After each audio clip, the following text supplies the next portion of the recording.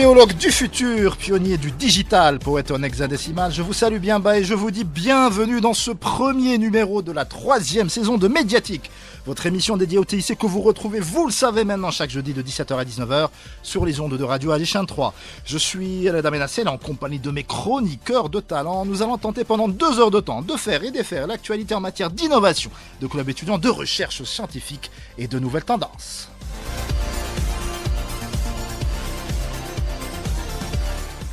Et au programme de cette première émission de la saison 3, une présentation de 5 nouveaux chroniqueurs qui rejoignent notre Dream Team étoilé pour cette année.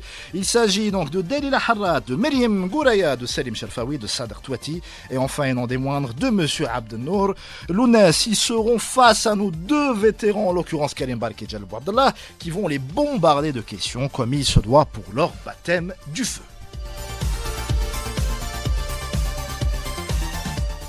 Et tout ça et bien d'autres choses encore, c'est dans Médiatique, l'émission qui vous emmène à la découverte de la Terra Numérica. C'est juste après ceci et la programmation musicale est signée par ma réalisatrice Hasiba Jebloun que je suis très très heureux de retrouver pour cette 3e année.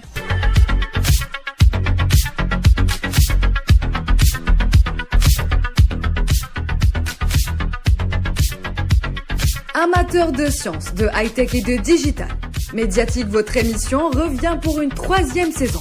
Chaque semaine, Reda Menassel et ses chroniqueurs vont faire et défaire l'actualité en matière d'innovation, de clubs étudiants, de recherche scientifique et de nouvelles tendances.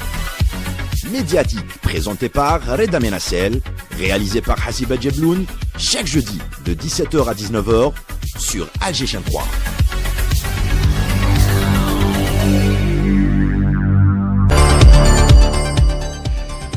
Et c'est pour moi un véritable plaisir de vous retrouver pour cette 3e saison de notre émission Médiatique en compagnie de notre Dream Team qui a fait le succès de l'émission. On commence par toi, Karim Bark.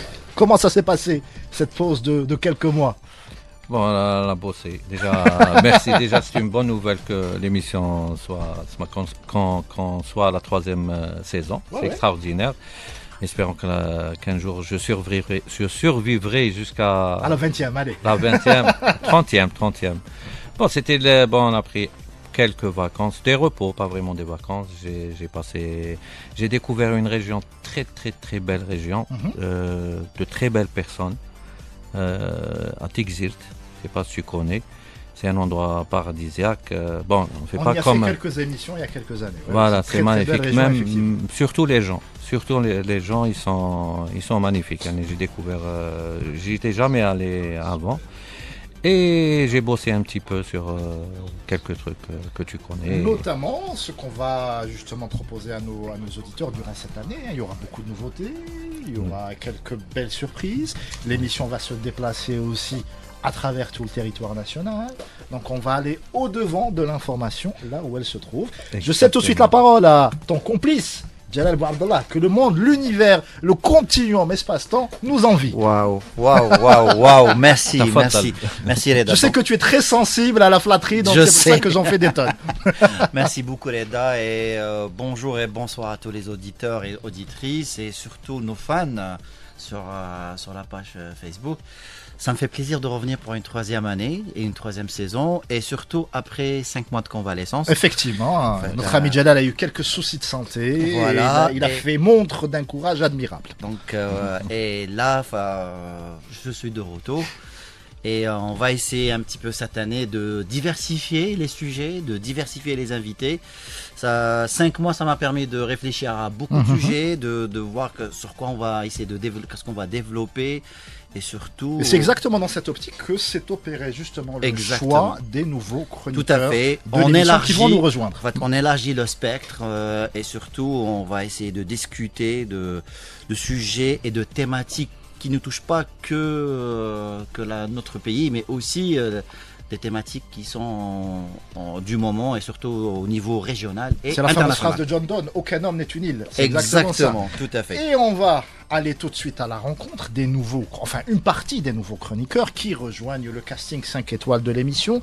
On commence par Meriem Gouraya, que nous avons déjà eu le plaisir de recevoir dans l'émission en tant qu'invité. et qui pour cette année, pour cette 3e saison, nous rejoint officiellement. Mariam, marhaba bik. Merci, marhaba bikoum. Bonsoir tout le monde, chers auditeurs, l'équipe. Je suis là avec vous. Merci Rida pour la confiance. On ne sait pas encore, on verra à la fin de l'émission si Non, c'est mais justifié déjà, ou pas. il y a quelques mois de cela, j'intervenais autant qu'invité pour confronter un sujet sur l'intelligence artificielle, ChatGPT et la formation. Et aujourd'hui, je commence autant que chroniqueuse une nouvelle aventure. Ça ne peut être que du plaisir. Donc, Alors très merci. bien, pour nos auditeurs qui ne te connaîtraient pas encore, qui es-tu ? Quel est ton parcours ? En fait, le choix des nouveaux chroniqueurs de l'émission, on a vraiment pris des parcours atypiques. Parce que moi, personnellement, c'est ce que j'aime. C'est quelqu'un qui a touché à la tech pure et dure, qui a fait de l'académique et qui a décidé de changer de vie du jour au lendemain. C'est vraiment cette passion qui m'anime déjà personnellement et que j'aime retrouver chez les gens. Et je pense que votre vécu, vos challenges se transmettent de manière hertzienne et ça peut toucher aussi énormément nos auditeurs. Alors, Mariam, d'où viens-tu ? Qui es-tu ? Que fais-tu ? Où vas-tu ? Je viens de nulle part, d'un monde qui est tout à fait blanc, mais Alors ça, c'était le challenge de placer le mot blanc, effectivement. On fait des petits bisutages comme ça en début d'émission. Mais plus sérieusement. plus sérieusement, merci Aleda, tu as employé le mot, c'est la passion. Si je venais à me définir, c'est un parcours atypique et aussi la passion qui m'anime tout le long de mon parcours. Je suis autant que formatrice, coach dans les domaines marketing, vente, développement personnel. Mais aussi, il faut savoir qu'à la base, ce n'est pas mon parcours initial. Je suis issue de l'industrie pharmaceutique, je suis de formation médicale. Vétérinaire, voilà. Je soigne aucun chat, je prends aucune consultation. En fait, d'accord. Un chien, non? Non, c'est non vrai que plus. généralement, dès qu'on défend une profession comme ça, Non, bonjour, non, je suis non. dentiste, hop. Je soigne les humains, je suis beaucoup plus habilitée à soigner les humains vu que j'ai un parcours de 17 ans dans l'industrie pharmaceutique Très bien. où j'ai occupé différents postes. J'ai commencé autant que délégué médical sur le terrain et j'ai eu la chance d'évoluer dans le marketing qui est ma passion. Vous allez comprendre pourquoi, parce que cette année, ma chronique va tourner autour de cela. Le marketing, autant que chef de produit, j'ai travaillé sur les marchés maghrébins dans une multinationale, j'étais responsable marketing, responsable des équipes, dans la multinationale et dans des laboratoires algériens. C'est vrai que c'est une problématique qu'on n'a pas suffisamment couvert. Hein. Nous Exactement. avions notre ami Imen Merad qui s'occupait justement de ce volet. Elle a été appelée à d'autres missions et ça restait évidemment vacant. Moi, je pense que c'est une bonne chose que Mariam nous a rejoint pour couvrir cette partie-là, donc le côté marketing, et on avait besoin de quelqu'un pour nous challenger et challenger nos invités sur la partie business, surtout quand on parle de technologie. Et surtout de l'impact, justement. Exactement. Tu viens d'en parler de l'IT sur... Maintenant, en fait, on parle plus que de la tech que pour de la tech pure, mais aussi on parle de maintenant économie numérique, et c'est un sujet qu'on va essayer de développer cette année sur l'incidence de tout ça sur notre quotidien. Exactement, Reda. Voilà, tout à fait. Et donc, pour revenir sur ça, et il y a 6 ans de cela, passionnée que je suis, j'avais envie de toucher à autre chose. Mes parcours atypiques, je me lance dans la formation. Actuellement, je suis autant que coach formatrice en entreprise, dans des écoles de commerce, et je vis cette passion à travers le partage de toute mon expérience. Et Dieu sait qu'autour de la table, on se méfie beaucoup des coachs ici dans l'émission. C'est un peu Coach de coach. C'est un peu notre marque de fabrique ici, mais bon. Quand les diplômes suivent, quand le parcours professionnel suit, etc., ça donne quand même de la légitimité. Mais effectivement, tu ne peux pas disconvenir que depuis quelques années, ça champignonne un peu à droite et à gauche. Et ça coach sur tout et sur rien. Voilà. Je m'identifie plus autant que formatrice que coach. Voilà. Ça, je mets un point. Tout à l'heure, on avait discuté de cela avant l'émission. Parce que, coach, comme tu dis, on va pas rentrer dans les détails. Alors, pour l'anecdote personnelle, j'ai une amie qui est ingénieure, qui a fait Polytechnique, et son parcours de vie l'a amené justement à devoir solliciter un coach en public speaking. Et l'exercice du monsieur, c'était de se regarder dans le miroir chaque matin et d'imiter un chat qui miaule pendant 5 minutes. Je ne suis pas sûr de la pertinence de l'exercice. Le chat, est-ce que parce que je suis vétérinaire que tu as trouvé cet exemple? Non, mais c'est une histoire vraie. Et oui, peut-être, d'accord. Après, il y a des pratiques, il y a de bons et de mauvais coachs. Donc, Moi, je suis plus dans le volet formation parce que il y a des. On va en parler justement avec notre ami Abdelnour, qui a une école absolument dédiée à ça. Tout à fait. Donc moi, ce que je souhaiterais développer tout au long de cette année, comme je suis sur du marketing classique et comme a dit Jalel, on est plus sur du digital, au fait, c'est d'apporter cette touche qui pourrait complémenter, que les gens puissent comprendre comment est-ce qu'on est passé du classique vers le digital. Est-ce qu'ils se confrontent? Est-ce qu'ils se complètent? Est-ce que l'un est l'outil de l'autre? Et au fait, c'est quoi ce mindset d'un marketeur, d'un vendeur, avec tous les soft skills qui pourraient tourner autour et qu'on doit avoir et acquérir d'une façon indispensable. Tu penses qu'il y a des lacunes actuellement à ce niveau? En termes de marketing, oui. Par rapport aux professionnels, évidemment, du domaine. Oui. Lacune, je te dirais que comparativement à il y a quelques années en arrière, on est en train d'avancer d'évoluer dans le bon chemin. Parce que avant, quand on disait aux gens c'est quoi le marketing, ou là systématiquement, la première réponse qui dit marketing, dire la publicité. Donc systématiquement, marketing égale pub. Maintenant, on est plus en train de comprendre qu'être un marketeur, c'est plutôt un mindset. On est plus dans l'analyse qu'aller directement sur la promotion. La promotion n'est qu'un outil d'une stratégie qu'on a élaborée, qu'on a analysée, qu'on a mis en place. Et après, on ira à chercher son client, sa cible et comment y parvenir. Donc, c'est en train d'évoluer de plus en plus et je vois réellement que c'est en train d'évoluer dans le bon sens. Quel est Est-ce que c'est un truc, est-ce que beaucoup de personnes partagent votre avis? Parce que moi, à travers mon expérience, j'ai rencontré des gens qui parlent à peu près la même chose, mais qui ne visent pas la même chose. Je m'explique. Quelle phrase cryptée philosophique. Non, c'est pas une question philosophique, mais dans le terrain, c'est-à-dire, disons pour expliquer la chose, ils disent ce qu'ils lisent dans un bouquin, mais dans la pratique, ce n'est pas applicable sur le terrain. Ce n'est pas applicable dans certains cas où il faut vraiment un spécialiste du domaine pour adapter ce marketing-là avec différents facteurs ou astuces, ou j'irais même dire astuces parce que des fois on trouve une façon de mieux vendre qu'on ne trouve pas dans les livres, suivant l'expérience de l'utilisateur, etc. Est-ce qu'il y a beaucoup de gens qui font la même chose que vous, qui partagent votre avis, ça veut dire accompagner l'entreprise jusqu'à ce qu'elle arrive à son but? Ou c'est juste une prestation du microcosme algérien, du paradigme algérien. Dans l'univers dans lequel je suis en train d'évoluer, il y a beaucoup de formateurs consultants qui sont en train justement de faire ça. Pourquoi? Parce que déjà, il y a une prise de conscience de l'importance. Parce qu'avant, les gens investissaient dans un business, ils se lançaient après, tiens, ça marche pas. Tiens, mon produit ne se vend pas. Donc les gens ont compris qu'on devait commencer par la réflexion, analyser et faire sa stratégie. Le mot Karim que tu as utilisé et qui est tout à fait pertinent, c'est au fait, on adapte sa stratégie au marché algérien. Parce qu'il y a beaucoup, je suis issue d'une multinationale, autant que marketeuse dans une multinationale, la frustration que j'avais, c'est qu'on nous cascadait, on nous envoyait des stratégies faites dans le global et qu'on nous demandait de venir appliquer. Et des fois, il y avait certains axes de cette stratégie qui ne correspondaient pas du tout au marché algérien. Je vais utiliser je vais donner un exemple. C'est une discussion qu'on a eue sur LinkedIn il y a quelques semaines par rapport à un grand fabricant de boissons gazeuses qu'on ne citera bien évidemment pas. Le slogan qui a été choisi et utilisé, c'est de la derja que personne n'utilise au quotidien. Ça a été élaboré dans un laboratoire, dans un pays ami quelque part, et c'est leur parler à eux. Mais nous, en Algérie, personne n'utilise cette espèce de novlangue qui est fait d'arabe littéraire, qui est fait de derja, qui est fait d'un peu d'anglais. Donc, pourquoi est-ce qu'ils font ça? Est-ce que c'est une solution de facilité? Est-ce qu'ils estiment que tous les marchés sont semblables, sont identiques? Donc ça sert à rien de créer une spécificité par rapport aux pays cibles. D'où vient ce mindset justement chez les créateurs, chez les marketeurs?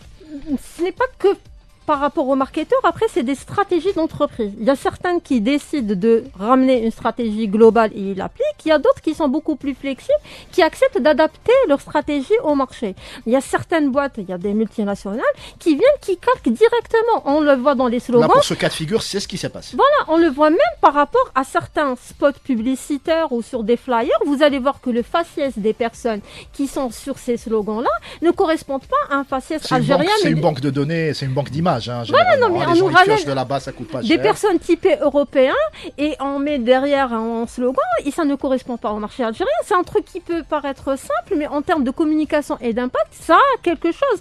Et là, c'est-à-dire là, les marketeurs, ce qui se passe, on a compris qu'il fallait adapter la stratégie pour le marché algérien. Si on voulait être impactant, on s'adresse à une cible, à un marché, à un consommateur algérien. Donc la stratégie doit être ciblée pour le consommateur algérien. Jalal, tu voulais intervenir. Oui, moi ce que j'adore l'initiative et surtout le fait qu'on a Myriam sur cette partie-là marketing. On a aussi Sader en Je sais. partie d'émission qui va être en renfort. On va bien blinder cette partie durant cette année. Alors, moi, ce qui m'intéresserait du côté de Myriam pour cette année, sur cette nouvelle saison, c'est que on challenge un petit peu, disons, les startups, les entreprises qui sont là, parce qu'on est en train de parler de quelque chose depuis un bon moment, c'est l'export de services et l'export de nos solutions. Donc, la plupart du temps, on vient avec la technicité en oubliant la partie analyse marketing, analyse commerciale, business. Donc là, nous, en tant qu'experts ou formateurs, coach, dans tous les domaines, la plupart du temps, on réfléchit plus technicité. Alors, c'est un excellent exemple. Je vais surenchérir. Il y a 3 semaines, il me semble, il y a un laboratoire que je ne saurais pas citer en Algérie qui a créé une espèce de prototype de petite voiture qui marche à l'électricité. Oui. La prouesse est louable. C'est un travail d'ingénierie, de reverse ingénierie qui a duré des années et des années. Par contre, l'accompagnement marketing de cette prouesse a été quand même en deçà de tout. Hein. C'est-à-dire c'était à côté. Ça aurait dû être mieux vendu que ça, en mettant en avant je sais pas moi. La compétence. Voilà.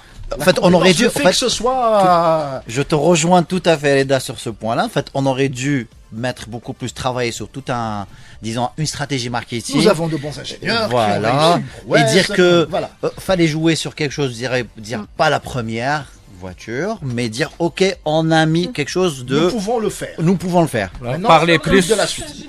sur Dalila Harat. Très important parce que quand vous parlez de reverse engineering, c'est pas une chose, c'est pas une mince affaire. Et effectivement, la prouesse, elle est là. Et c'est peut-être là où on aurait pu.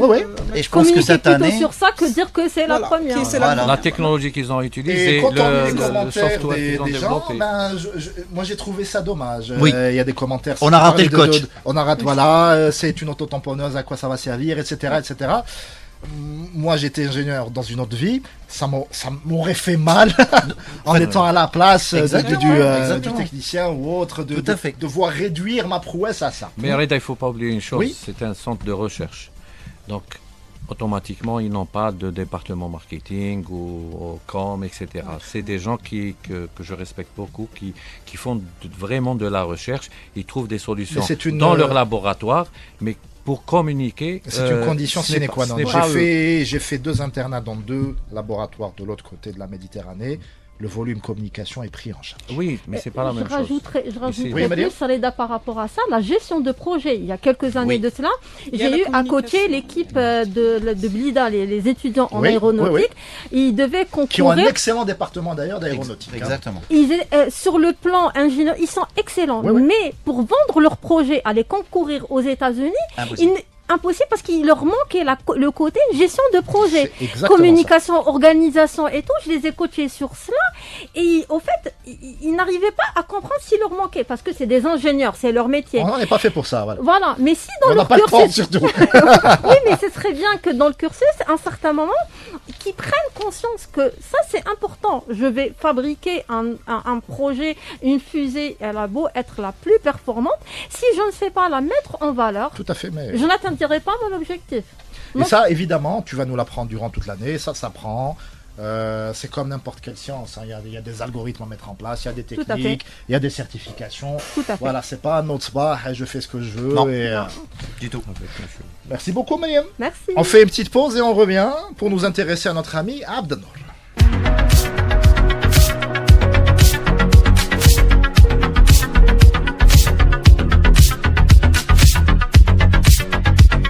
Amateurs de sciences, de high-tech et de digital, Médiatique, votre émission, revient pour une 3e saison. Chaque semaine, Reda Menassel et ses chroniqueurs vont faire et défaire l'actualité en matière d'innovation, de club étudiant, de recherche scientifique et de nouvelles tendances. Médiatique, présenté par Reda Menassel, réalisé par Hasiba Djebloun, chaque jeudi de 17h à 19h sur Alger 3.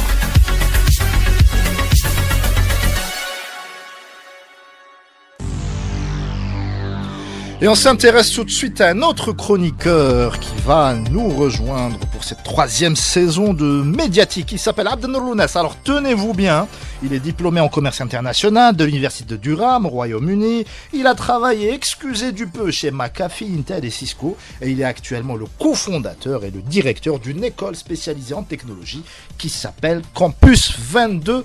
Marhaba bek Abdenour. Marhaba bek Reda, chers auditeurs, auditrices, bonsoir. Merci beaucoup Reda pour l'opportunité. Donc c'est Abdenour Lounas, je suis le cofondateur et directeur de l'école Campus 22. Donc Campus 22 est une école de communication, principalement spécialisée dans tout ce qui est communication visuelle et digitale. Pourquoi est-ce que tu as décidé de la créer justement? Qu'est-ce qui a motivé cette décision? Très bien, le postulat de départ, c'est vraiment de... On avait analysé le monde de la formation ici en Algérie. On a vu qu'il y avait quelques lacunes dans le domaine de la communication et du digital. Donc, et puis on voulait lancer une école qui est vraiment animée par des professionnels. Donc la pédagogie de Campus 22 vraiment est centrée et axée sur ce qu'on appelle le learning by doing. Donc c'est vraiment l'apprentissage. Un cours académique, un vénérable professeur face à une assemblée placide et poussive. C'est vraiment le terrain, le côté pratique. C'est la pratique ici, l'immersion. Donc c'est ça vraiment le postulat de départ. C'est vraiment ça l'ADN de la pédagogie et de la vision de l'école Campus 22. Donc ça fait un peu moins de 5 ans qu'on existe. Donc on a pas mal de projets pour l'avenir. Donc post-Covid, donc on était plus ou moins obligés de changer et d'adapter. Aller vers le e-learning. Tout à fait, exactement. Donc, excellente question, excellent point. Donc, est-ce qu'on va aller vers le e-learning? Est-ce qu'on va aller sur le digital? Est-ce qu'on va aller principalement sur le distanciel ou sur le blended learning? Donc, on expliquera évidemment à nos auditeurs tous ces termes techniques au fur et à mesure. Tout à fait. Donc, je suis papa aussi de 2 enfants, donc Samy et Sarah. Donc, coucou les enfants. Donc, je suis sûr qu'ils sont en train de m'écouter. Coucou donc, Sarah les enfants. Ça, c'est tonton Karim, moi. Donc, exact, très sympathique donc équipe ici. Donc pour l'année, Inch'Allah, donc qui commence maintenant, donc on va pouvoir faire pas mal de choses. Alors est-ce qu'il y a des thématiques justement, Abdenour, qui te tiennent à cœur et que tu vas développer justement durant cette saison 2023-2024? Donc pour vraiment être un tout petit peu différent et parler des sujets d'actualité, donc on va parler principalement dans tout ce qui est domaine de la formation et des ressources humaines. Donc on va donc parler des différents challenges du domaine de la formation à l'international et principalement ici en Algérie. On va aussi donc inviter des gens du domaine, soit privés ou étatiques, qui vont nous donner aussi chacun son point de vue, donc son expérience. On va aussi d'aller vraiment dans la profondeur des choses. Quel est vraiment l'avenir des méthodes de formation? Est-ce que c'est la réalité virtuelle? Est-ce que c'est l'intelligence artificielle? Est-ce que c'est la gamification? Est-ce que vraiment la réalité augmentée? Donc on va vraiment essayer. De toute façon, ça change tellement vite qu'on est très rapidement obsolète. Exactement. Et qu'il faut rester concurrentiel, rester au pas. Tout à fait, tout à fait. Et comme en Algérie, donc la plupart de la population donc est jeune, qui a moins de 35 ans. Donc la formation, l'apprentissage... Je me sens exclu d'un coup. Même pas mal. Donc on va essayer vraiment de concentrer nos efforts, nos études et nos recherches sur vraiment comment orienter la formation sur le marché du travail. Parce qu'aujourd'hui, donc, le monde de la formation professionnelle et l'enseignement supérieur, ils font vraiment des efforts énormes pour améliorer les contenus et les stratégies. Mais là, on va essayer vraiment de développer des visions, développer aussi des stratégies, développer aussi vraiment des façons de faire pour qu'on puisse vraiment avoir ces réponses, comment répondre aux besoins du marché du travail en 2023 et au-delà. Jalal. Moi, ce que je vois en fait cette année avec Abdenour, c'est qu'on va essayer de discuter sur une problématique qui touche le pays en ce moment. Et c'est... Abdelnour, attention, il est en train de sourire. Aïdjé était quoi de la question? Non. En fait, on va parler Vas-y, beaucoup Jalal. plus. Non, l'histoire de la fuite des compétences et surtout ça, c'est Le surtout- Big Quit, la grande démission. Exactement. Donc là, on est en train de voir, surtout dans le domaine des TIC, on commence, en fait, on forme chez nous, ça part ailleurs. Là, on va discuter de Pire ça. que ça, on forme bien. C'est ça. Voilà. Exactement. On forme bien chez nous, ça part ailleurs. Donc, on Et va ça essayer. travaille bien ailleurs. Oui. Maintenant, est-ce qu'on Pour peut leur revenir, j'espère. jeter la pierre Non, lorsqu'on on leur voit jette pas la les pierre, offres mais- de salaire, les conditions de vie. En fait, il n'y a pas que ça. Voilà. En fait, ce qui serait intéressant cette année, c'est de discuter, de voir qu'est-ce qui se passe ailleurs et qu'est-ce qu'on peut faire ici. Comment on peut améliorer cet environnement, cet écosystème. Parce que moi, dans le domaine des TIC, que ce soit moi, Karim ou toute personne qui est ici, qui travaille dans ce domaine-là, on souffre pour trouver des compétences. Après, si on trouve une compétence, on investit du temps, de l'argent, de la formation. Ouais. Au bout d'une année, elle quitte. Moi, je vais pas lui dire ne pas quitter, mais comment on peut faire, quelles sont les solutions, quelle méthodologie, qu'est-ce qui est en train de se faire ailleurs qu'on peut reproduire ici. Et je compte sur toi, Abdelnour, pour qu'on puisse challenger nos invités et tes invités sur cette question. Abdelnour est un cas d'étude à lui tout seul, vu qu'il a fait ses études là-bas et qu'il est rentré. Qu'est-ce qui a motivé justement ta décision de rentrer au pays et d'y investir? C'est vraiment, donc, sans verser dans la langue de bois, principalement, c'est vraiment La un langue de choix. bois est interdite autour de la table. Excellent, très Ça, bien. c'est la marque de fabrique de C'est l'émission. notre marque de fabrique. Allez, on y tient. Vraiment, c'est un choix personnel parce que à un moment, on aura vraiment fait le tour de l'écosystème à l'étranger. Donc, moi, j'étais principalement installé en Angleterre, mais j'étais en poste à Paris, à New York. Cependant, donc à un moment, on se pose des questions. Donc, je me suis posé cette question à la quarantaine. Donc, j'avais 40 ans. Je lui dis, L'année passée. il y a 13 ans maintenant, Karim. Ouais. Donc, c'était la question. Donc, qu'est-ce qu'en termes de carrière internationale, en termes de carrière professionnelle, c'est quoi vraiment l'étape prochaine? Et puis, je lui ai dit, voilà, pourquoi ne pas vraiment rentrer en Algérie et tenter quelque chose. Et j'ai toujours été vraiment attiré et passionné par le monde de l'entrepreneuriat. Donc, et puis, qu'est-ce qu'il y a de plus noble que la formation, que les ressources humaines, que vraiment avoir un impact direct sur la vie des gens. Donc, pour moi, c'était vraiment surtout naturel. d'un mindset de businessman, Mm. tout reste à faire ici, alors Tout que la à fait. concurrence ailleurs, c'est déjà full. Exactement, tout à fait. Parce que tout à l'heure, on parlait de marketing avec Dalila, et les gens, des fois, ils me parlent de concurrence en Algérie. Je leur dis, il n'y a pas de concurrence en Algérie. Vraiment, il n'y a pas de concurrence, dans tous les domaines, principalement. Donc, ça dépend de la valeur ajoutée. Vraiment, ça dépend de la valeur ajoutée.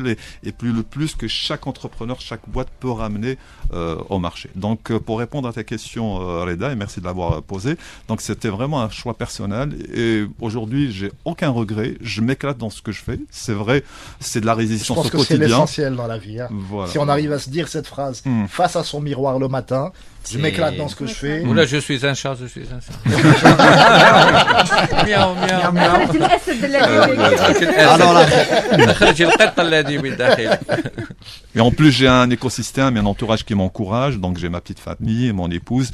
Donc, et puis, voilà, donc optimiste pour l'avenir. Je pense qu'il y aura pas mal de choses. Et puis, l'avenir, c'est ici en Algérie. Très bien. Petite pause et on revient juste après.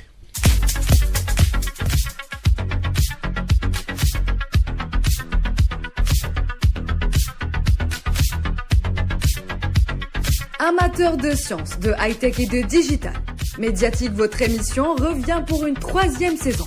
Chaque semaine, Reda Menassel et ses chroniqueurs vont faire et défaire l'actualité en matière d'innovation, de club étudiant, de recherche scientifique et de nouvelles tendances.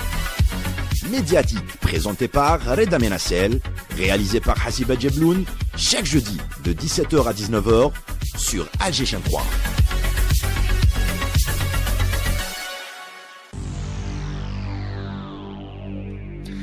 Troisième partie de la première heure de la 3e saison de Médiatique sur Radio Aïcha 3. Hassiba, c'est la palme de la phrase la plus compliquée de l'histoire de la radio algérienne. On s'intéresse à notre 3e chroniqueuse qui nous fait le grand honneur et l'immense plaisir de rejoindre notre équipe. Il s'agit de Madame Delila Harrat. Elle est entre autres choses conseillère auprès de la direction générale d'une grande banque pour tout ce qui est digitalisation et système d'information, mais pas que, Delila.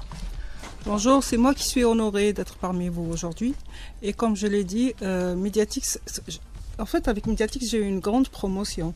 J'ai commencé auditrice, ensuite invitée et ensuite chroniqueuse. Ah, mais ça c'est le... Ça c'est bien. Ça c'est de la promotion. L'ascenseur social. Donc fais attention à toi. On y travaille. Oh, je pense que... On peut pas te remplacer. Bien sûr. Ah si, il y a l'intelligence artificielle. Maintenant, Voilà, je suis tout à fait remplaçable. Ah oui. Oui. Donc, moi, je suis une vieille branche du digital, je vais dire. J'ai commencé, comme je disais tout à l'heure, je suis tombée dedans. À 15 ans déjà, au lycée, j'ai commencé avec la filière informatique. À l'époque, ça existait. Donc, je savais très bien que c'était ça que je voulais faire et alhamdoulilah. Ensuite, j'ai obtenu mon ingénierat à l'INI. L'école supérieure d'informatique actuellement. D'informatique maintenant, en 97. Et j'ai commencé à travailler en 98 dans le digital. À l'époque, c'était, je fais la promotion de cette institution que j'aime beaucoup parce que c'est la première qui m'a permis d'être vraiment au contact du digital. C'était le CERIST. D'accord. C'est toujours le CERIST d'ailleurs. Donc, je salue tout le monde au niveau du CERIST. On fera d'ailleurs, c'est prévu, une émission spéciale autour de l'histoire du CERIST parce qu'il y a beaucoup de choses à raconter. C'est palpitant et c'est passionnant. Absolument, absolument. Donc, ensuite, j'ai rejoint un peu le monde économique. J'ai fait un peu donc j'ai travaillé dans les finances, dans la construction, dans l'industrie, et je rejoins encore les finances maintenant. Donc c'est exactement les profils qu'on adore dans l'émission. C'est exactement. T'as les espèces de touche à tout, passionnés, infatigables. Donc, et les problématiques du digital doivent s'adapter à chaque fois, à chaque business. Le digital dans la finance n'est pas vraiment le digital dans l'industrie. Ce sont d'autres problématiques. Il faut être auprès des utilisateurs. Il faut leur faciliter la vie. On est là pour ça. C'est le but du digital. C'est vraiment le but du digital, créer de la valeur aussi, ce qui n'est pas très facile non plus. Ensuite, les problématiques sur lesquelles je souhaiterais vraiment, parce que vieille branche encore, comme je disais, de l'informatique, moi je suis très très impressionné par l'impact qu'aura l'IA générative. Et je dis bien l'IA générative parce que c'est une petite branche de l'IA et ce qui va venir après. Alors, la question que nos auditeurs se posent là maintenant tout de suite, c'est quoi l'IA générative justement? L'IA générative, c'est tout ce qui permet de générer du texte, de l'image, du code. Voilà, exactement, du code, de la vidéo, exactement. Et donc, ça, c'est une petite branche de l'intelligence artificielle, parce que l'intelligence artificielle, c'est autre chose. Les gens ont tendance à limiter ça à ChatGPT, mais c'est une petite goutte d'eau dans un océan qui va complètement changer notre manière de vivre dans quelques années. Oui. J'espère que Schwarzenegger restera vivant le plus longtemps possible. Moi, franchement, si vous voulez un peu voir à peu près ce que c'est qu'il y a génératif, franchement, je sais pas, je fais la promotion, je sais pas si je peux le faire, c'est Black Mirror, la saison 6, premier épisode. C'est vraiment, vraiment, vraiment toutes les problématiques que ça peut poser. Et encore dans une petite branche, parce que tout le reste... Est-ce qu'on est obligé de voir toutes les saisons pour arriver... C'est d'ailleurs une série qui est toujours parce que des fois, il faut voir toutes les saisons pour comprendre les épisodes. Alors, il me semble qu'il y a un épisode qui a été écrit complètement grâce à une intelligence artificielle. Le scénario a été généré par from scratch par une intelligence artificielle. Non, ce qui est drôle avec cet épisode, c'est ce qui est très drôle d'ailleurs. Bon, j'ouvre une petite parenthèse, c'est que le metteur en scène n'a pas dit qu'est-ce qu'il faisait, et en fait, il faisait la critique de la plateforme sur laquelle est passé c'est une mise en abîme. Voilà, exactement. Et de l'intelligence. Non, c'est très intéressant. Mais ça, ce qui m'avait beaucoup plu aussi c'est que ça posait aussi les problématiques de contrat et il faut lire les contrats maintenant. Et étant la femme d'un juriste, donc je suis très très aussi sensible à ces aspects. Et donc aussi, c'est par rapport aux impacts sur les organisations, parce que on a tendance à utiliser l'IA maintenant, ChatGPT, etc. dans les organisations. D'ailleurs, je salue tous mes amis sur LinkedIn qui, du jour au lendemain, ont vu leur vocabulaire mais d'une puissance et d'une force extraordinaire. Absolument. Mais il ne faut pas le faire sans être conscient des risques que ça peut poser. Parce que l'IA aussi peut halluciner. Donc, je souhaite... Oui, ça s'appelle IA Hallucination. Il y a eu, il faudra vraiment qu'on fasse une émission sur ça, quelques cas de plagiat académique, notamment des thèses de doctorat qui ont fuité sur les différents réseaux sociaux, où la personne n'a même pas pris la peine en fait d'effacer les expressions typiques de l'intelligence artificielle. Donc, comment est-ce que les académiciens doivent contrecarrer? Est-ce qu'il faut d'autres logiciels pour surveiller? En fait, il y en a, ça existe maintenant pour vérifier c'est appliqué, c'est généralisé à toutes les universités, écoles algériennes. En fait, je pense. Ils ont accès à des plateformes, et même dernièrement. Je peux même te dire que tu peux utiliser un exemple, essaie de générer quelque chose sur ChatGPT ou là sur Bard ou Monica, prends et relis. Tu laisses à une semaine, tu lui dis est-ce que c'est toi qui as écrit ce texte? Ah oui. Il va te répondre. Et ça, c'est des problèmes de sécurité par contre. Il va te dire oui, c'est moi-même qui a écrit ce texte. C'est ça. Ou non, ce texte-là a été écrit non par un humain. Justement. Et ici aussi, ça pose des problèmes de sécurité. L'IA n'oublie pas. Donc tout ce que vous lui direz, il restera. Et quelqu'un, tu avais raison. Et quelqu'un va venir et va retrouver l'information. Donc il y a des problèmes de cybersécurité. Alors on a tendance à se dire que nos informations personnelles ne sont pas hyper importantes tout, mais les informations personnelles d'un million de personnes, de 10 millions, de 20 millions, d'un milliard de personnes, ça change complètement. Ça te donne les tendances d'un marché ou ça te donne. Tout à fait. C'est quoi votre point de vue, Dalila? Donc est-ce que en tant qu'institution de formation, est-ce qu'on doit adopter l'IA ou l'interdire carrément? Adopter sur des use cases, c'est-à-dire sur des cas d'utilisation. En fait, moi de toutes les façons, je suis en train, parmi les problématiques que je voudrais, mais avec des experts, explorer un de ces jours, c'est la gouvernance de l'IA, c'est-à-dire en tant qu'entreprise, une fois qu'on a adopté, comment adopter l'IA, quelles sont les étapes avec lesquelles c'est un vaste sujet. Justement, il y a des gens qui donnent l'exemple de la calculatrice. Voilà. Avant, elle était interdite. Voilà. Après, on fait avec. Même pendant les examens. Voilà. Mais il y a des études qui montrent que les enfants sont moins bons en calcul mental depuis qu'il y a la calculatrice. Exactement. C'est la même chose avec les réseaux sociaux. À un moment. C'est ça. Exactement. Voilà. On tourne et on revient. Pardon. Il faut faire avec, mais en étant averti. On revient à l'utilisation. À l'utilisation, bien sûr. Donc c'est l'éducation. Qu'est-ce qu'on peut. Mais de la même manière, que pour le clonage il y a quelques années. Exactement. De la polémique. Il y a Musk, pour des raisons qui lui appartiennent, qui a proposé récemment de faire une espèce de moratoire autour de l'intelligence artificielle. Il a proposé de prendre 6 mois. On fait rien, on arrête la recherche sur ça, on s'assied autour d'une table et on essaie de discuter de la philosophie de la chose, de l'éthique de la chose.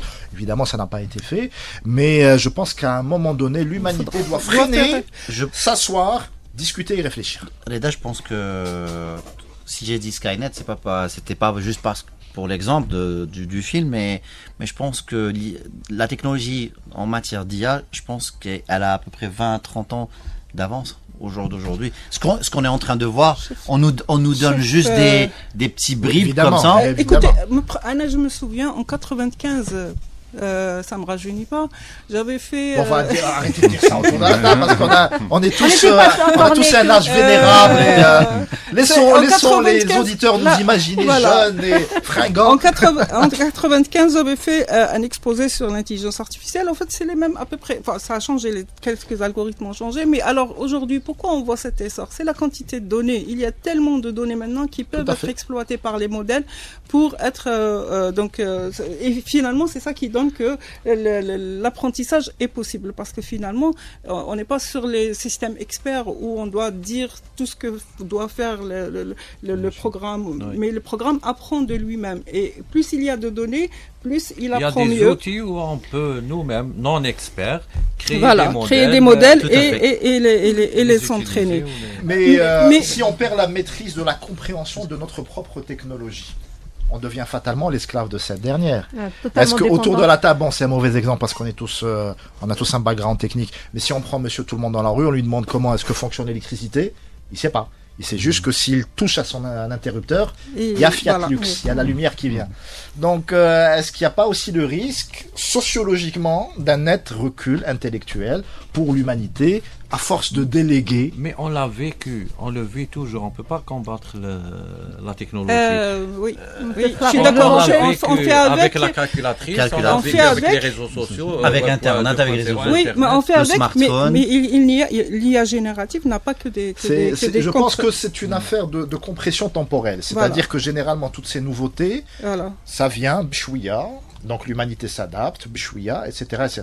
Là, c'est trop rapide. Mais ça change trop vite. Mais Reda, je vais te dire la quantité de données qui existent. La quantité de maintenant. données, mais il n'y a pas que de mauvaises choses aussi. Parce que évidemment, si on lit par exemple le dernier rapport de McKinsey qui dit que l'IA générative pourrait rapporter l'équivalent de 2600 milliards de dollars à 4400 milliards de dollars par an sur 63 cas d'utilisation dans différentes industries et différentes à l'économie mondiale. C'est impressionnant comme chiffre. C'est impressionnant. C'est vraiment très intéressant. Et en termes de productivité aussi, parce que les gens vont produire mieux, de qualité. Ça se discute. Il y aura beaucoup de personnes laissées sur le côté de la route, beaucoup de chômage. Justement, il faudra, oui, justement, parce que ces coûts-là, effectivement, ce que McKinsey dit que ces coûts sont des coûts bruts, mais il faudra aussi compter les coûts de transformation de la main-d'œuvre qui va être impactée par tout ça.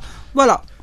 On sent que c'est une émission qui a passionné tout le monde autour de la table, mais on doit mettre fin à c'est un amuse-bouche pour vous montrer ce qu'on va développer justement durant cette année. On arrive déjà à la fin de la première partie de Médiatique. On se donne rendez-vous dans quelques minutes.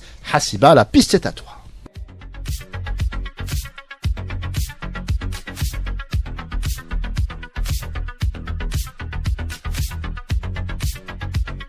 Amateurs de sciences, de high-tech et de digital, Médiatique, votre émission, revient pour une 3e saison.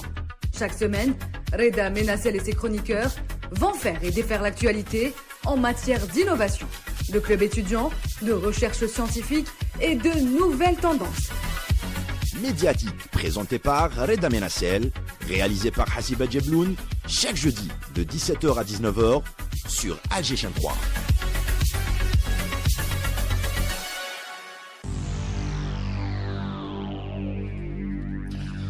Et les 18h05 sur les ondes de Radio Alger Chaîne 3, vous écoutez toujours Médiatique, présenté par votre serviteur Reda Menassel avec la sémillante Hasiba Djebloun à la réalisation. Aujourd'hui c'est un numéro spécial, c'est le premier numéro de la 3e saison de Médiatique. L'occasion pour nous évidemment de faire la connaissance des nouveaux chroniqueurs qui vont nous rejoindre pour cette aventure 2023-2024.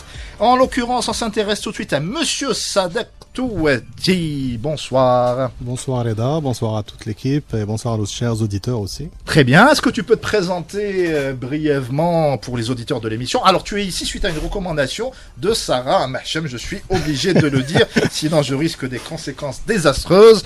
Mais évidemment, la recommandation de Sarah, c'est le meilleur visa de l'univers. Je te remercie beaucoup, je remercie Sarah aussi par la même occasion, même si elle n'est pas là.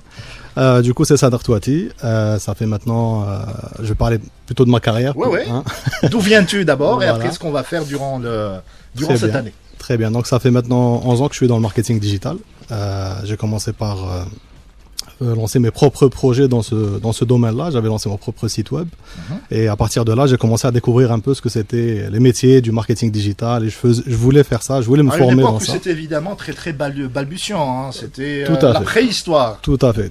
C'était le premier site web que j'avais lancé, c'était en 2012, il me semble. Et c'est à partir de ce moment-là où j'ai commencé à m'intéresser au métier du web. Et du coup, après, j'ai décidé de quitter ma casquette de commercial chez un constructeur de téléphonie. Alors que tu avais fait des études dans ce sens à la base. Tout à fait, j'ai un bachelor en marketing. Du coup, j'ai rejoint une boîte de communication. C'est là où j'ai appris le métier, j'ai découvert le monde du marketing digital et c'est à partir de là que la carrière a débuté. Du coup, après, j'ai rejoint un constructeur aussi, une multinationale dans la téléphonie. J'ai fait de la FMCG, j'ai fait du pharma aussi. Donc j'ai découvert assez de... Je pense que c'est le point commun de toute cette nouvelle vague de chroniqueurs. Justement, et en faisant le pharma, j'ai découvert un autre marketing digital en fait. Parce que là, j'étais sur...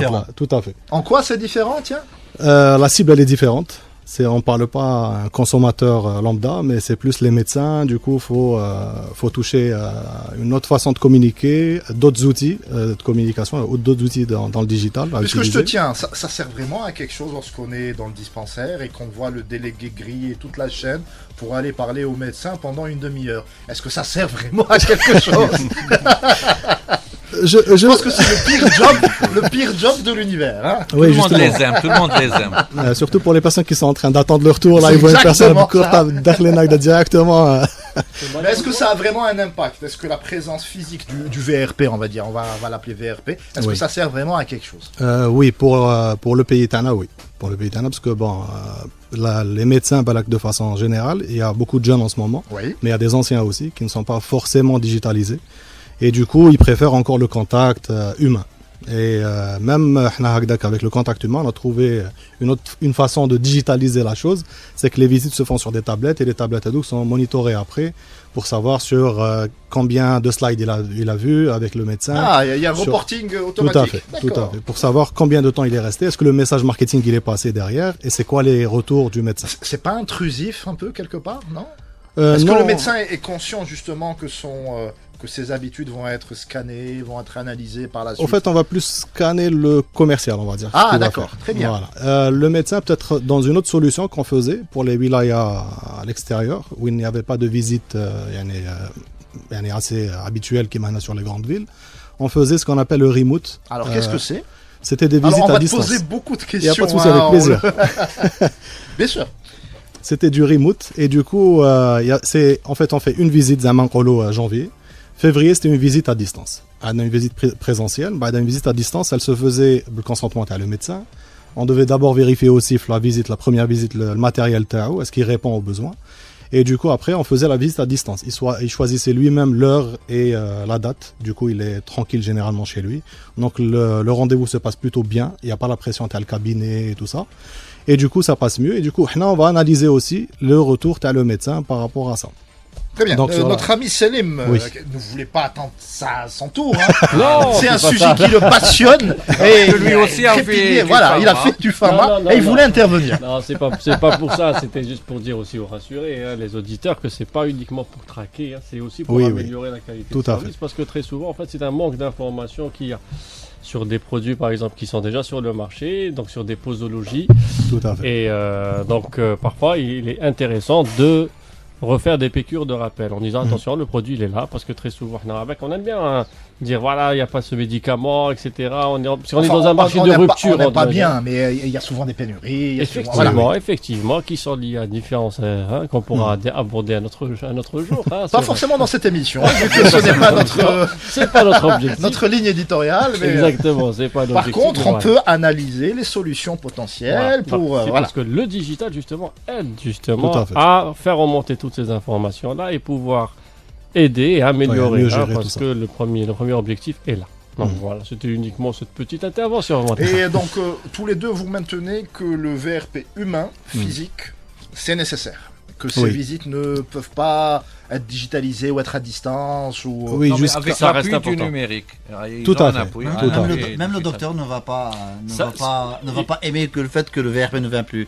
Comment il va avoir un nouveau stylo, comment il va avoir un nouveau calepin. Non, c'est le mug. Quelle petite accusation. Le calendrier. Non, parce qu'il y a des choses. Non, pourquoi le contact humain est toujours important? Parce qu'il y a dans la communication, comme tout le monde le sait, il y a le verbal, le non-verbal qui est aussi très important. Le customer experience. Exactement, la customer experience qui revient très souvent, donc qui est principalement utilisé dans le digital.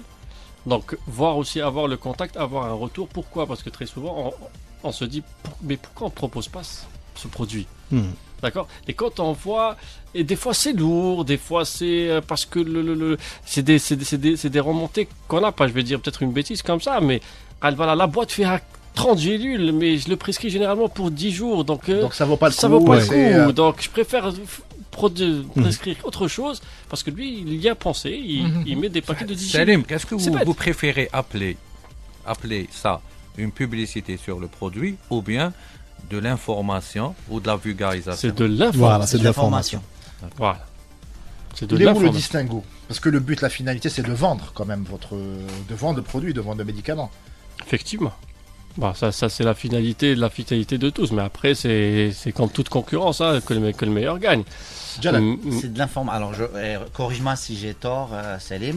Ouais. Je pense que c'est de l'information médicale, pas de la publicité, parce que ce domaine-là, il est très régulé. Très réglementé. Très régulé et très réglementé. C'est ça. Oui. C'est pas comme si quand on vendait des chips. Voilà. Oui. C'est pas du tout la même chose. D'où le digital, parce que ça reste le seul canal aujourd'hui qui est encore entre guillemets, il y a encore certaines conditions aussi sur la partie digitale. Il y a certaines conditions qu'on peut faire, malgré que les algorithmes aujourd'hui donc détectent certains mots-clés, et dès qu'on parle de médecine ou de médicaments, paf, d'accord, on a... Et je pense que c'est une bonne thématique que Sadak va essayer de développer cette année avec nous pour voir où est-ce que le marketing digital est utilisé et pourquoi, et là où il est prohibé. Très bien. Alors ça, c'est un point que tu vas développer. Je suis sûr qu'il y en a d'autres. Oui, tout à fait. On va parler aussi des réseaux sociaux. On va parler aussi peut-être aussi de marketing d'influence. Comment est-ce que la page de Médiatique va enfin dépasser les 5000? Alors c'est Médiatique-Alger chaîne 3 sur Facebook, voilà. Et des tendances aussi sur les réseaux sociaux, et peut-être pourquoi pas aussi des études de cas qui ont réussi. On va les analyser ensemble. Il y a des tendances générales pour 2023-2024. Qu'est-ce qui se démarque? Est-ce que Thread, par exemple, est un game changer ou pas du tout? C'est un non-événement. Est-ce que le fait que Twitter devienne X, ça a changé la donne ou pas du tout? Justement, par rapport à X, déjà, c'est un peu particulier par rapport à l'Algérie. Il n'est pas très utilisé. On n'arrive pas encore à l'adopter dans notre communication, que ce soit pour les entreprises ou même pour les personnes lambda. Ça a toujours été... On a déjà analysé ça, notamment avec notre ami Nadir Meddoul qu'on salue. Et effectivement, ça a toujours été un mystère. Pourquoi ce désamour de Twitter en Algérie? Il y a une certaine intelligentsia qui l'utilisent, évidemment, les journalistes, les écrivains pour communiquer, mais c'est tout. Rarement le grand public. Tout à fait. Et justement, on a eu aussi une autre particularité, c'est que les jeunes sont en train de quitter Facebook depuis maintenant peut-être 2 ans. Ils sont en train de se diriger vers Instagram et TikTok. Et LinkedIn, oui, pour la partie professionnelle. C'est une tendance mondiale ou chez nous? C'est une tendance mondiale qui se répercute aussi pour l'Algérie. Comment tu l'expliques? Par rapport, je pense, à la facilité de consommation sur TikTok. C'est un très joli mot, facilité de consommation.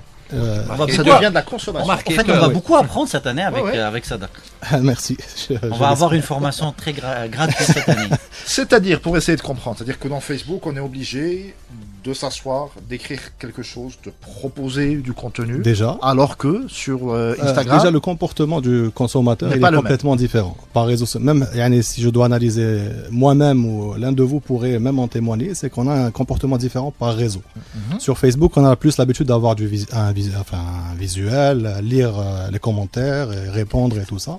Sur Instagram, on a plus l'habitude de voir ce qu'on appelle les beauty shots, de belles photos, un rendu plutôt réel et tout ça. Plus de vidéos maintenant que de photos. Maintenant plus de vidéos, tout à fait. C'était une étude que j'avais lue il y a quelques mois. Voilà. Et sur TikTok, c'est des vidéos, des commentaires, et c'est beaucoup plus facile. Il y a pas aussi une question de génération.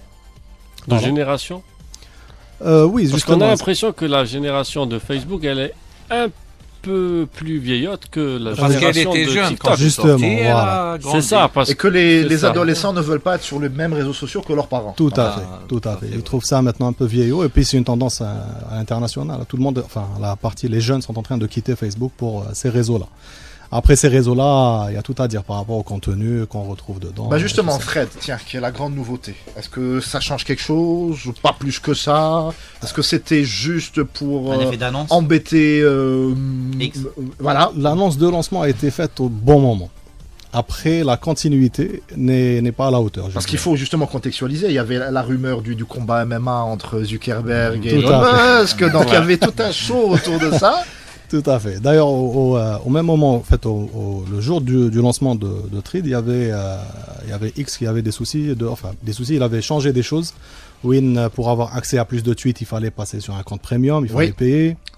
La pastille bleue. Il a fait machine arrière, non? Pardon? Il a fait machine arrière. Non, c'est toujours payant. En fait, c'est par rapport au lancement de Trade. Il s'est fait au moment où il y a eu plein de trucs comme ça négatifs sur X. Du coup, Trade est venu comme la solution. En plus, la facilité d'avoir un compte Trade juste via Instagram. Donc, même pas le fait fait les 100 millions d'utilisateurs en l'espace de... Très rapidement. Super rapide. Ça rappelle l'histoire de Telegram, non? Pour le moment, c'est encore... Voilà. Ça rappelle l'histoire de Telegram avec WhatsApp. Tout à fait. Ouais, et c'était un mélange incroyable. Le premier jour, tu vois des publications, du contenu, c'était du n'importe quoi en même temps. Je suis sur suivez-moi, je suis sur C'était des vidéos TikTok avec du texte, c'est spécial. Tout à fait. Aujourd'hui, dans le domaine de la formation, c'est-à-dire ce qu'on voit en fin de compte en termes de demande, c'est principalement la création de contenu, soit visuel ou vidéo. Donc, visuel principalement sur Canva, donc quelque chose de basique, ou sur smartphone pour la vidéo. Le deuxième élément, vraiment, c'est comment intégrer l'IA, principalement ChatGPT, sur la partie copywriting. Oui, donc ça va être la thématique sur 2023 et 2024. Et avec les contraintes éthiques que cela soulève, notamment pour les professions comme la mienne, comme le journalisme, comme la littérature. Je sais que de grandes maisons d'édition un peu partout sur la planète ont déjà instauré des espèces de garde-fous. Il faut qu'il y ait un certain pourcentage de textes générés par IA, mais pas plus, pour être édité. C'est très très complexe. Et ça pose tout simplement la question de l'utilité du philosophe, de l'utilité de l'écrivain, puisque maintenant une machine peut donner exactement les mêmes réponses cryptiques que Raphaël Enthoven par exemple, qui a d'ailleurs concouru il y a quelques mois face à une IA. Il a eu 20 sur 20, l'IA a eu 18. Donc c'est pas loin. Voilà. Pour l'instant. Dans le domaine médical, même dans le domaine médical, ChatGPT a participé une fois à un concours et il s'est classé 2e avec les médecins. Ah carrément. Oui. Donc surtout dans la recherche génétique. C'est dans la recherche génétique que l'IA justement a fait ses exploits, parce que par rapport à la vitesse de calcul et de tentative et d'essai, donc la prédiction. D'accord, parce que l'IA c'est de la prédiction, Ce n'est que de la prédiction. Ce n'est que de la prédiction, donc justement, donc là ce qu'on... Moi, c'est un truc qui me passionne, hein. Un truc qui me passionne. Ça tombe bien, puisque présente-toi, puisque tu parles depuis tout à l'heure, nos auditeurs n'ont aucune idée de qui est cet étrange individu. Je suis la voix. C'est la voix. Je suis la voix. Man anta ya Salim Chalfaoui, et tu enchaînes justement sur cette thématique qui passionne tout le monde autour de cette table. Alors moi je suis manager de transition, je vous expliquerai ce que c'est. Donc manager de transition, donc je suis un accompagnateur, un conseiller, coach, consultant. Depuis plus de 20 ans, mine de rien. Non, alors plus de 20 ans, je suis dans... c'est ce qu'il y a sur ta bio, hein, plus de 20 ans, non, je suis coach depuis près de 8 ans. Près de 8 ans, j'accompagne des chefs d'entreprise, justement, dans leurs projets de transformation, dans différents aspects, donc je touche un petit peu à tout. À la base, ingénieur en robotique. Hein. Exactement, je suis ingénieur en robotique. Mathématicien. Voilà, avec un MBA en management, donc ça c'est ma formation académique initiale. Mais j'ai baigné dans les nouvelles technologies depuis plus de 20 ans. D'accord, depuis plus de 20 ans dans les telcos, dans la logistique, la e-logistique, d'où le pharma, le e-pharma, etc.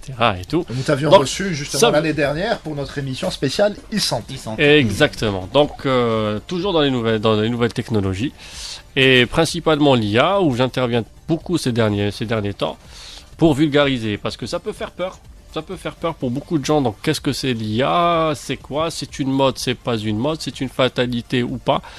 Donc, moi, je dis que c'est une fatalité. Ça s'était préparé. Hein. Moi, dans les années début 2000, fin 90, quand on travaillait sur l'IA, c'était... Déjà, en fait, tout ce qu'on est en train de voir aujourd'hui, il faut se dire que ça a été pensé, réalisé il y a une dizaine d'années. Parce que à l'origine, c'est des stats et des maths, l'IA, c'est ça? Exactement. C'est de la prédiction. Hein. Pour faire court, l'IA existe depuis depuis des années 50. Hein. D'accord. Donc, depuis les années 50, on a commencé déjà à parler de l'IA, on parlait de la prédiction, on parlait de... En fait, hein, tout le monde connaît, on apprenait à la machine déjà à détecter que, voilà... si par exemple un lion mange de la viande, ceux qui mangent de la viande sont des carnivores, donc tous ceux qui mangent de la viande sont des carnivores. Donc c'est des trucs comme ça. Socrate aurait adoré. Socrate aurait adoré. Donc tout homme est mortel. Socrate est mortel, donc Socrate est un homme. Voilà. Donc c'est aussi simple que ça. Donc pour revenir donc au sujet d'actualité, oui, l'IA aujourd'hui, bon, elle a été vulgarisée. Pourquoi ? Parce que tout simplement, elle a été libérée. D'accord ? Avant, c'était dans les laboratoires, c'était dans des entreprises, des centres de recherche, etc. Là, maintenant, ça a été libéré. Quoique. Enfin, une partie infinitésimale a été libérée. Les elle a été libérée, pratiques et quotidiennes. Voilà, mais elle a été libérée. Elle a été libérée de manière officieuse déjà à l'avènement des réseaux sociaux. Parce que déjà, qu'avec l'arrivée d'Internet, on a commencé, je ne sais pas si vous vous rappelez, les petits captcha, on les reconnaissait, un feu tricolore, ou l'animal de ça. Là, c'est où la machine me demande à moi, humain, de prouver que je ne suis pas une machine. Voilà, vous voyez les petits trucs sur ce cas, si vous aimez ce truc, si vous voulez que ça se réalise, ça va partager avec 100 personnes. Et là, voilà, nous et tout le monde, allez, on partage. Et là, on apprenait juste à éduquer un petit peu la machine. Voilà. Donc maintenant, comment est-ce que ces étranges créatures qu'on appelle humains réagissent justement ? Exactement. Après, effectivement, il ne faut pas tomber dans la science-fiction, malgré que la frontière est très elle est tenue, elle est mince. Très mince.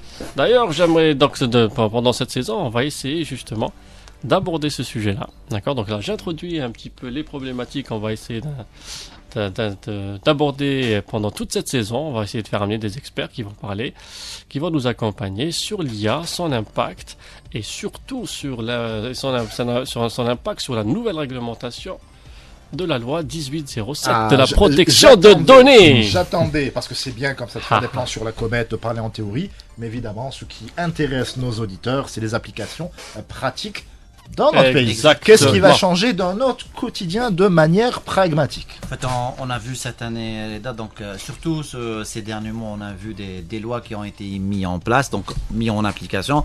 La toute dernière, on en a parlé il y a une année, c'était la loi pour la protection des données personnelles. On a été les premiers. On va en parler.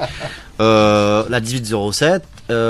Depuis le mois d'août, elle est effective. Donc, quand je dis effective, c'est que tout le monde doit être maintenant en règle. Donc, mais sauf que, on va arriver au goulot d'étranglement. L'épée en entonnoir, le choc des titans. Voilà, il y a cette loi-là. Donc, il y a quelques mois, il y a eu un conseil scientifique qui a été mis en place pour parler d'intelligence artificielle. Ce qui est une excellente chose. Exactement. Monsieur le Président a mis en place le Haut Commissariat du numérique. On a le Haut Commissaire du numérique qui est en place maintenant. Donc c'est des choses qu'on aimerait bien recevoir dans l'émission. Voilà. On va faire tout le nécessaire pour qu'on puisse inviter des gens, des personnalités, des ministres ou des institutions pour qu'on puisse débattre. Et surtout, on parle il n'y a pas que l'IA, mais on va parler de l'IA aussi dans le domaine de la cybersécurité. Exactement. Qui est en cheval de bataille depuis des années, comme tout le monde le sait. En fait, cybersécurité, transformation digitale, cette transformation digitale qu'on est en train de parler, de tarabuster, C'est vrai que c'est un mot qu'on utilise beaucoup depuis quelques mois, effectivement. Oui, exactement. Très souvent à tort, d'ailleurs. J'ai une petite question, Diallo, s'il vous plaît. Donc, en général, on dit que les États-Unis inventent, la Chine copie et l'Europe régule. Nous, en tant qu'Algériens, quelle devrait être notre position ? Des consommateurs, des régulateurs, des copieurs ? Ah, c'est une très très bonne question. Alors, Sadr, tiens. Oui. C'est toi qui vas répondre à la question très très difficile de notre ami Abdelnour. Écoute-moi déjà. Où se positionne l'Algérie justement ? Je pense on va essayer d'en tirer le meilleur des trois pour essayer de l'appliquer. Et le challenge, au fait, c'est d'essayer de l'appliquer pour l'Algérie, pour le consommateur algérien et en suivant la réglementation surtout. Du coup, on doit essayer d'en tirer le meilleur des trois. Alors, moi, je vais répondre parce que d'abord, pour moi, la question, je ne la pose pas. Parce que là, il ne s'agit pas de l'Algérie en tant que nation, mais là, il s'agit des individus. Donc à l'échelle individuelle, c'est évident. L'échelle individuelle, parce que la loi, justement, elle est là pour protéger donc, les données et les droits des individus, d'accord, en matière de données personnelles. Et je ne sais pas si vous avez vu, moi, ça a été un truc qui a été très très frappant. C'est la publicité, c'est une publicité qui est pas sûre, je pense que c'était suédoise. ils ont montré donc, dans une salle de cinéma donc, comment l'IA, elle a fait vieillir l'enfant de spectateur qui était en salle de cinéma. En temps réel. En temps réel. Hein. Donc elle a fait vieillir pour faire prendre conscience aux parents aujourd'hui qui sont en train de diffuser du contenu sur les réseaux sociaux, notamment diffuser les images de leurs enfants, etc. Et tout. Et la personne dit, voilà, 20 ans après, je vous parle du futur. Voici l'impact qu'il y a eu sur moi. Vous avez diffusé mes photos, voilà ce que ça a fait. Parce que faut pas parler, on parle de l'harcèlement scolaire, etc. et tout. Attention, hein, là par contre c'est pas de la science-fiction, c'est du réel. Aujourd'hui, c'est il n'y a pas le droit à l'oubli. C'est pas que c'est sur c'est pour ça qu'il faut qu'il y ait le droit à l'oubli, parce qu'aujourd'hui, avec les réseaux sociaux, on peut accéder, rentrer dans l'intimité de tout le monde. Rentrer dans l'intimité de tout le monde, ça veut dire avoir des atouts et pouvoir faire du chantage. Et malheureusement, on n'est pas dans un pays de bisounours. On n'est pas obligé de supporter une photo qu'on a partagée à l'âge de 15 ans. Exactement. À l'école, déguisée en Zorro et tout. Ça peut avoir évidemment... Là, j'ai pris l'exemple le plus soft, le plus sympathique. Voilà. Mais évidemment, je fais confiance à l'intelligence de nos auditeurs pour bien comprendre que ça peut avoir... Moi, je ne me pose pas cette question. Là, aujourd'hui, c'est une conscience qu'il faut qu'on ait. C'est le problème de tout le monde. Et ce droit à l'oubli est prévu dans cette loi ? Obligatoire, bien sûr. Bien sûr, c'est le droit à l'oubli. Et via quel mécanisme de manière pratique pour le concerné. Bien sûr. Donc, en fait, il a le droit de supprimer ces il a le droit de ce qu'on appelle la suppression. Alors à la fois, mais ce qu'on comprenne bien.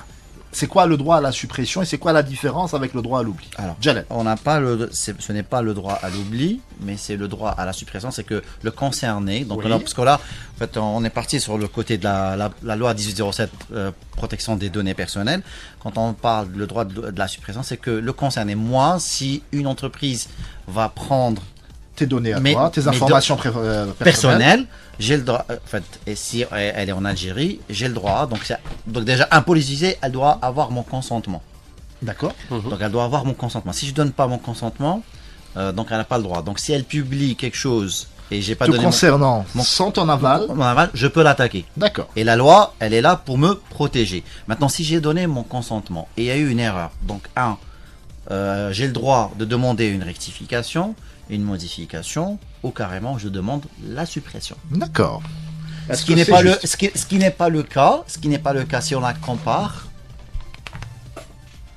Si on la compare au RGPD, qui a plusieurs, en fait, il a plusieurs niveaux le concerné a plus ou moins 7 niveaux de demande au niveau de l'autorité. On fait une petite pause, messieurs, et on revient juste après.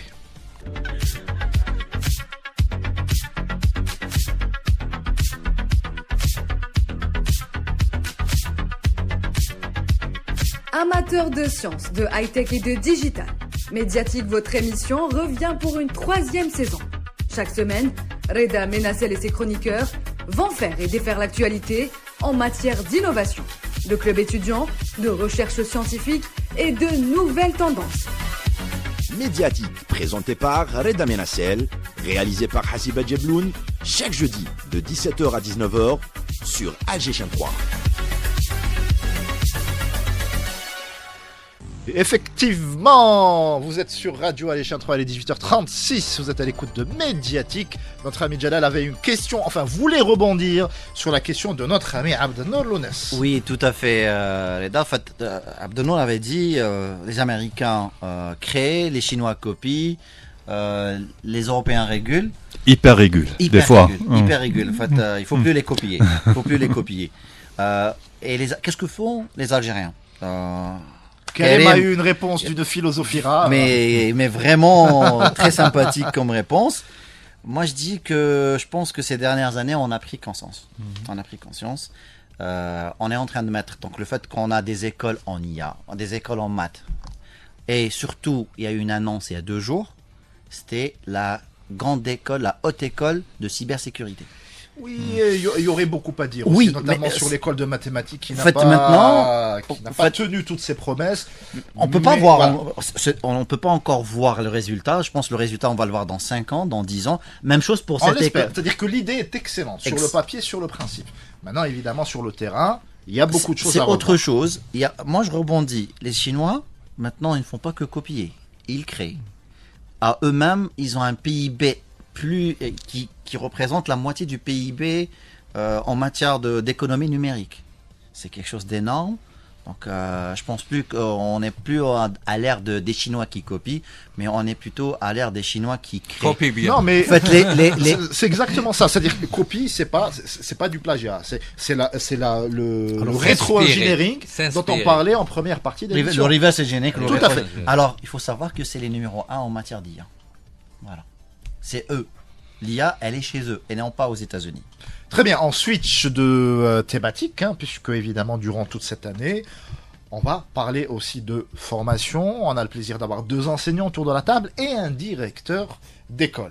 Quels sont les défis majeurs, question générale, mais on pourra aller dans les détails, quels sont les défis majeurs en matière de formation pour l'Algérie, évidemment dans nos domaines de prédilection, à savoir l'innovation, la technologie. Qui s'y colle?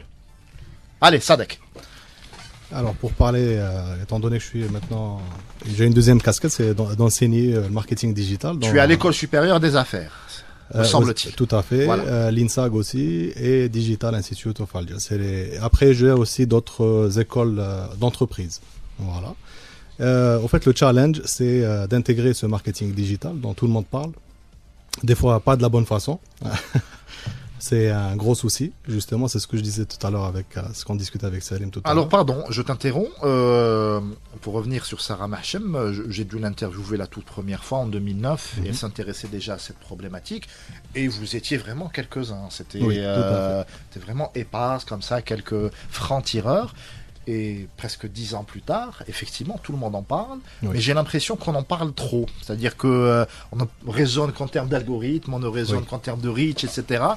Et peut-être que la créa passe un peu à la trappe, l'innovation passe un peu à la trappe. Jalal, mais il faut redonner la parole à Sadek. En fait, Sadek, maintenant, quand on parle de marketing digital, et surtout ce que tu viens de dire en matière de reach et tout, on est en train de voir du contenu algérien qui est en train de pousser et de sortir, surtout dans le domaine des TIC et de la technologie. On le voit, en fait, on le voit pas sur Facebook, mais on le voit sur d'autres plateformes comme LinkedIn. Il y a quelques vulgarisateurs scientifiques effectivement qui font ce qu'ils peuvent, mais tu peux les compter sur les doigts d'une main. On peut pas dire qu'il y ait un raz-de-marée d'influenceurs IT. C'est pas vrai. On adorerait. Ça vous ferait des invités en plus. Mais en tout cas, de mon petit point de vue, c'est pas encore le cas. Sadek. Au fait, ce que tu disais, c'est qu'on en parle beaucoup, mais je juge que ce n'est pas de la bonne façon, ou pas de la bonne manière. En fait, c'est une mission, c'est ma mission sur Terre en ce moment. Ouh là c'est qu'on arrête tout de suite les grands mots. C'est qu'on arrête de mélanger entre marketing digital et réseaux sociaux. En fait, tout le monde, quand l'un fait partie de l'autre, mais c'est pas. Voilà. C'est un outil. C'est un outil parmi d'autres, et tout le monde le résume à ça.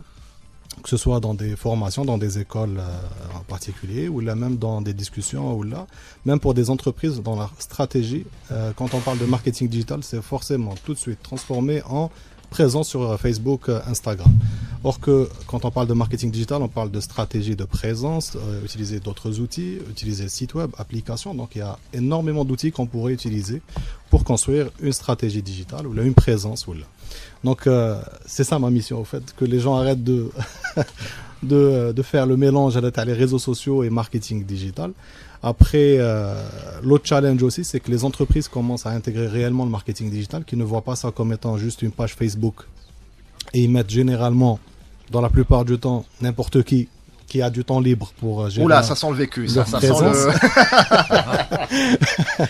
Tu te retrouves à mettre une personne qui n'est pas formée, donc du coup, l'image de marque va prendre un coup, la fidélisation va prendre un coup, le commercial aussi va prendre un coup. Et on n'a pas cette conscience-là parce qu'on continue de penser qu'une présence d'une marque sur les réseaux sociaux, c'est uniquement Facebook, poster, répondre aux messages et aux commentaires. J'ai eu l'occasion, à travers mes petits 15 ans de journalisme, de discuter avec pas mal de chefs d'entreprise, et notamment dans l'agroalimentaire. Et très souvent, en fait, c'est du dédain par rapport à tout ce que tu viens d'expliquer. C'est-à-dire que Huawei part du principe que ces conserves de tomates vont se vendre quel que soit X. Peu importe le bad buzz potentiel, peu importe une campagne qui n'est peut-être pas au niveau, peu importe un affichage qui serait bancal ou un visuel qui serait très moyen, son produit va se vendre.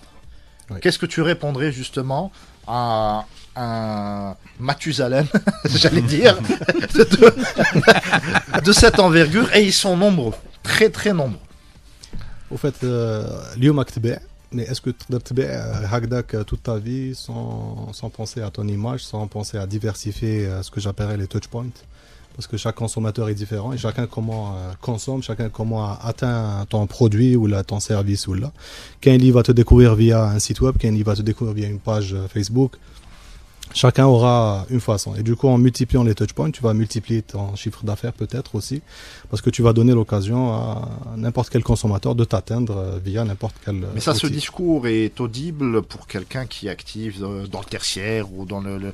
Mais pour l'agronomie, l'agroalimentaire, j'ai l'impression que c'est un mindset assez spécial et c'est très très compliqué de changer les mentalités. C'est comme la fameuse galette qu'on mangeait depuis longtemps. Voilà, je voulais pas le dire comme ça, mais prenons un exemple prenons les publicités sur le café.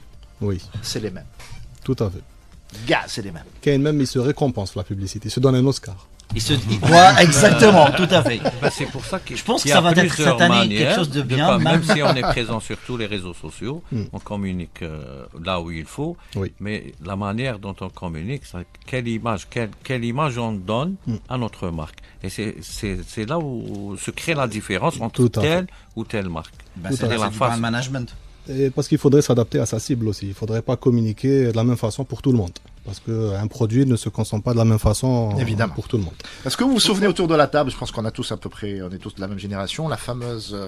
La double campagne Pepsi-Coca, on peut les citer tous les deux, où chacun répondait à l'autre, où c'était une innovation. Il y a même une publicité où l'un attaquait l'autre et puis... Moi en tout cas, je viens de la génération culture pub, pour moi c'est vraiment le summum de ce que des créas inspirés peuvent donner à l'écran.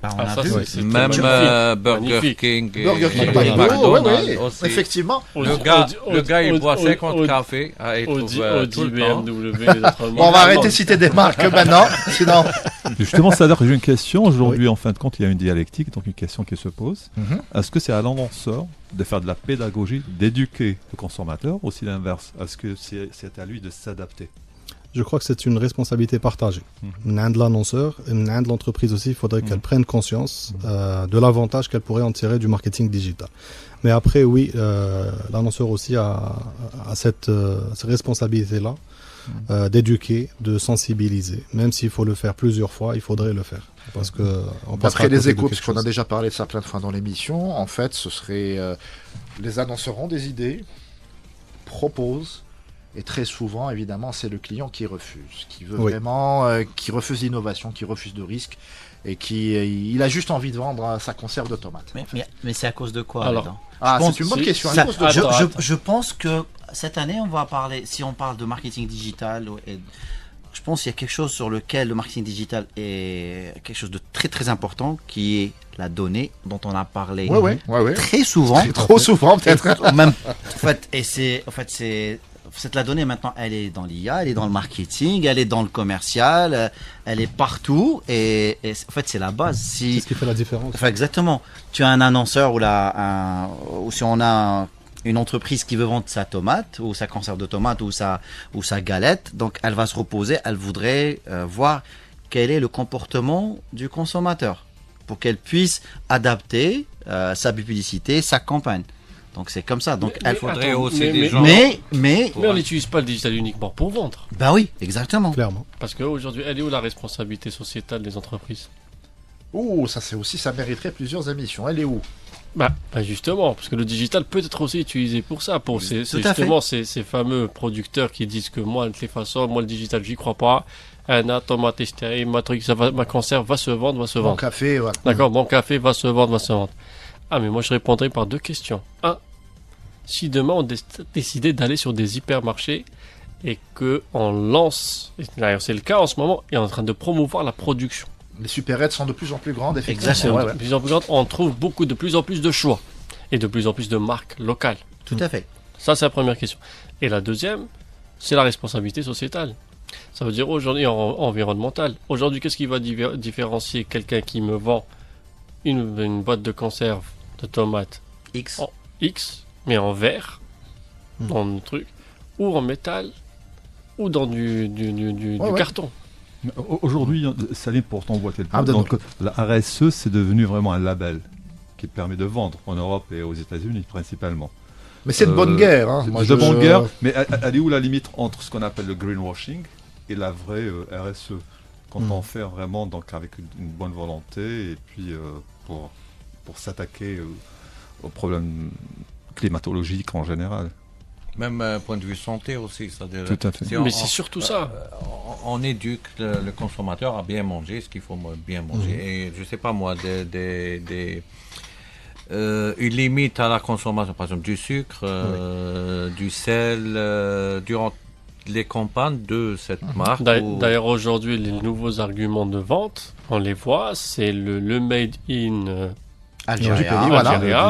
C'est en score aujourd'hui les gens sont sensibles. L'impact sur l'environnement, l'impact sur la santé, l'indice alimentaire. Je sais pas comment on appelle ça, l'indice alimentaire. On est en train de scorer pour dire voilà pour voir le taux de produits naturels qui sont dedans. On revient sur certains produits, certains additifs. Donc c'est ce qui vend aujourd'hui. Et au-delà de ça, moi j'aimerais qu'on s'intéresse aussi sur l'impact sur la culture populaire du pays. C'est-à-dire que moi je suis d'une génération où je me souviens. Qui se souvient autour de la table de la publicité de PCH avec Didouane? On s'en souvient tous. Yamaha. Voilà. Tout le monde la connaît autour de la table. La publicité pour comment il s'appelait? Charles Karawite. Capilan. On peut la citer parce que la marque n'existe plus. Voilà, c'est vraiment même. Pour la vaccination, c'était sur l'Iada, etc. Avec l'espèce de serpent caducé qui. Ça a impacté les générations. Voilà, on sent que Karim a des enfants et qu'il est à jour sur son carnet de vaccination.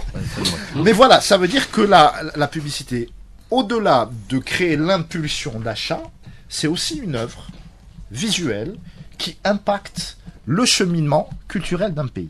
Et je trouve quand même dommage qu'actuellement, il suffise de prendre un joueur de football, de l'afficher, pour qu'un opérateur de téléphonie soit content de lui. Non. Rita, il y a eu une marque, que je ne citerai pas bien sûr, qui a fait, ça fait pas longtemps, qui a fait presque la même chose qui se faisait il y a 20 ans. C'est-à-dire tout le monde avait cette marque dans sa tête parce qu'elle a fait un truc... Ils ont joué sur la nostalgie. Voilà. Oui, voilà, je sais pas si vous... non, ça c'est une autre technique dont tu peux nous parler, c'est la répétition. C'est-à-dire le matraquage. Le matraquage, 10 secondes. Ouais. Et là, on retient, mais contre notre gré. Tout à fait. On retient contraint et forcé, j'allais dire. Je suis pas sûr qu'à long terme, ça ait le même impact. On essaie de voir aussi de ce que le digital a apporté sur ce côté-là, ce côté publicitaire et sur le côté marketing. Voilà. Il y a aussi, il nous reste 5 minutes, le fait de déléguer toute sa communication à des personnes, à des influenceurs. Est-ce que ça ne signe pas, c'est une question que je pose aux deux, la mort du créa? Est-ce que le créatif qui, dans son bureau, réfléchit à sa campagne innovante, à utiliser telle police, à imaginer tel scénario, tout cet effort, alors qu'au final, il suffit qu'il y ait une influenceuse qui a 2 millions d'abonnés et qui réalise tout de suite le même schéma. En parlant de marketing d'influence, ce que j'ai remarqué dernièrement, c'est qu'il n'est pas utilisé peut-être de la bonne façon. On se base sur des chiffres qui sont annoncés sur les comptes Instagram, mais c'est pas la bonne stratégie, on va dire. Ça serait bien qu'on détaille ça dans d'autres émissions. Oui, bien sûr. J'avais prévu justement d'en parler parce que je sais que c'est une jungle un peu, le marketing d'influence en Algérie. Après, au-delà du créatif et du contenu, tout ça, il y a autre chose aussi qui est en train de se faire énormément à l'étranger, c'est vendre une expérience client. C'est au-delà du contenu, là on essaie de vendre une expérience client et c'est ce qui fait un peu la différence maintenant. On devrait y penser beaucoup plus. C'est-à-dire, pour essayer que nos auditeurs comprennent, c'est quoi une expérience client? L'expérience client peut se passer sur un site web, peut se passer dans un magasin, lors d'un événement. On essaie de vendre quelque chose, on va vivre quelque chose. En fait, le consommateur va vivre une expérience avec la marque. Et du coup, ça va l'impacter sur le côté peut-être émotionnel et il va garder une bonne image sur l'entreprise et du coup, c'est ce qui va faire peut-être qu'il deviendra consommateur. En fait, justement, l'expérience client, elle est née généralement avec le e-commerce. D'accord ? Et tous les sites de vente, par exemple, si on prend les sites de vente d'hôtellerie, etc., de voyage, le réflexe de tout le monde, c'est quoi? C'est avant de booker. Ouais, c'est l'expérience client. Sauf que là, l'expérience client, pour qu'elle soit vraiment tangible, il faut qu'elle soit déjà sur un support digital. Parce que c'est le seul moyen d'avoir un retour. Évidemment. Voilà, donc c'est le moyen d'avoir un retour. C'est très plus difficile de le faire sur un magasin, sauf si ce magasin a déjà sa page.